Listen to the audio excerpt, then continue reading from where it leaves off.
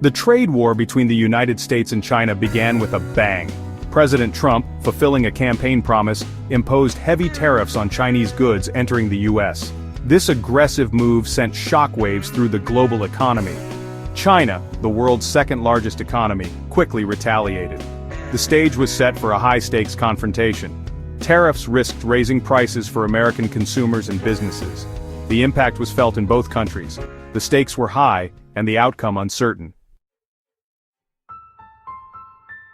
China's response to Trump's tariffs was swift and calculated. Beijing, refusing to be bullied, retaliated with its own tariffs on American goods, targeting key exports like soybeans and automobiles.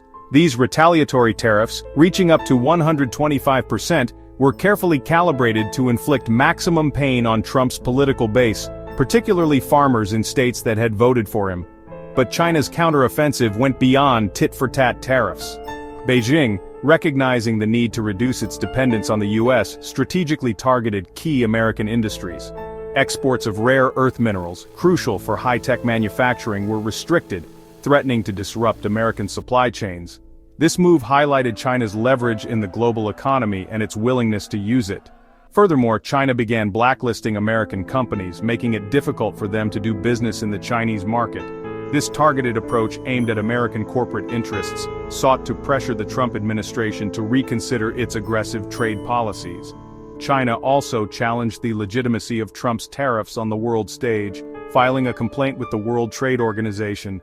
This move, while largely symbolic, underscored China's commitment to the rules-based international trading system, which the U.S. seemed intent on undermining. As the trade war escalated, China recognized the need to shore up its global alliances and build new ones. Beijing, seeking to counter Washington's influence, embarked on a charm offensive, particularly in Southeast Asia. High-level diplomatic visits, increased trade agreements, and promises of infrastructure investment became commonplace as China sought to strengthen ties with its neighbors.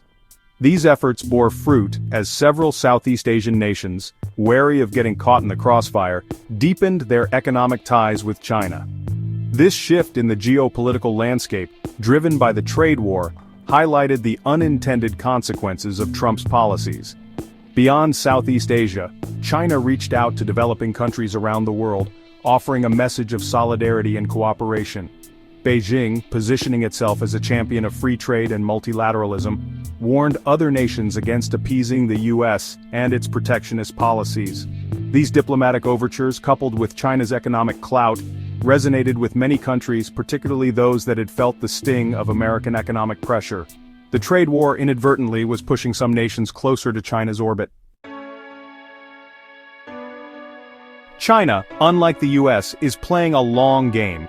With vast resources and centralized decision-making, Beijing is prepared to weather the trade war storm. The government accepts short-term pain, focused on long-term strategic goals. The trade war has hurt both economies and exposed vulnerabilities. The U.S. economy, reliant on consumer spending, is slowing down, while China's export-driven growth has also suffered. In a global economy, there are no true winners in a trade war. One thing is clear: China is not backing down. This is more than tariffs. It's a battle for global influence with far-reaching consequences.